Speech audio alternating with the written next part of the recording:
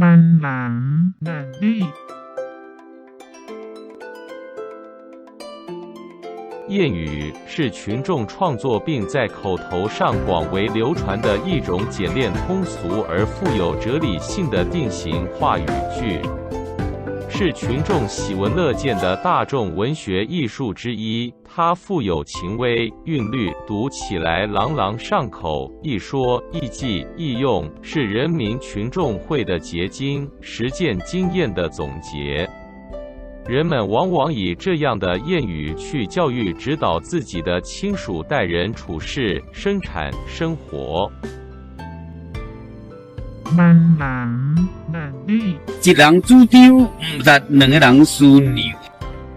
你生活上拄着大细项代志，若是一个人做决定，却互因为考虑无够周至，自身错误，必须损失，甚至到无度挽回遗憾。大代志上好找别人参详，就是讲会使综合几个人意见所讨论出来决定，而考虑的角度甲层面，总是比一个人想的要搁较好。当然难免会发生讲伫下决定的时阵，因为别人的错误的建议，比如讲，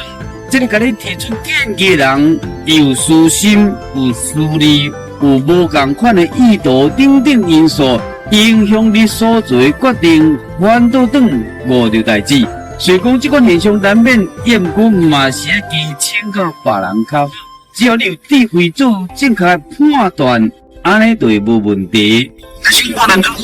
若做重大决定，加听别人意见，当做行动时阵的参考，那你做人做事会比较较圆满。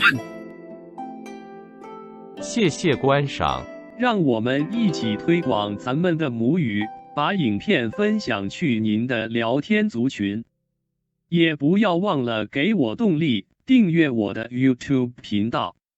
请点按 Subscribe， 再按小铃铛，谢谢，感恩。